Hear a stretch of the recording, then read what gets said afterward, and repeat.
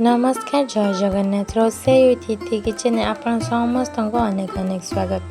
आपण मैंने पणस कठा तो विभिन्न उपाय करेंगे किंतु आज आम कम गैस खर्च रे पणस कठा तैयारी करवा। तो से प्रथम गोटे कड़ाई रे तेल नहीं जावा एवं ये पणस आलू को दे टिके हल्दी लुण दे भाजीदेवा भल भाव पणसटा को आम भाजीदेवा।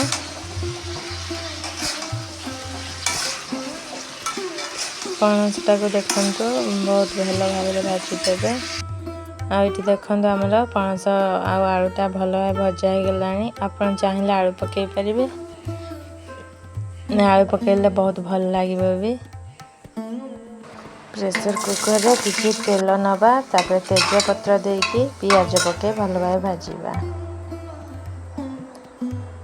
पियाजटा आमर भल भाव भजा है मसलाटा को देदे। मसला अदा रसुण पियाज टमाटर आउ विभिन्न प्रकार सब गोटा मसला अच्छी ताको भल भाव बाटी आनिथिबा। तापरे मसलाटा को पकईदेवा। तापर आधे हळदी गुंड दबा, लुण दबा, काश्मीरी रेड चिली दबा, धनिया गुंड दबा आ भल भाव गोलई दबा। ये आम गरम मसलाटा पकई देचु। तापर भल भाव गोलई दबा। एबे देखंतु मसलार पूरा तेल बाहर लानी।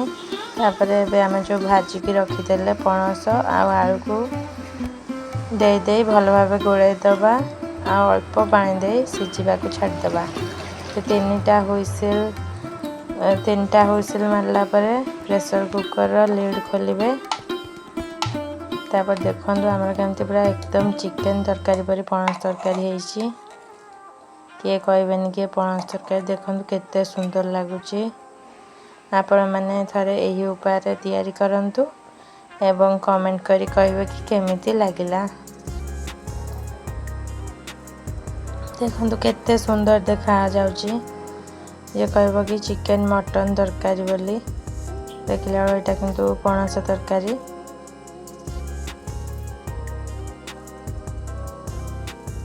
आपण मानक जदि वीडियोटी भल लगी लाइक शेयर सब्सक्राइब करबा केबे भी भूलिबानी।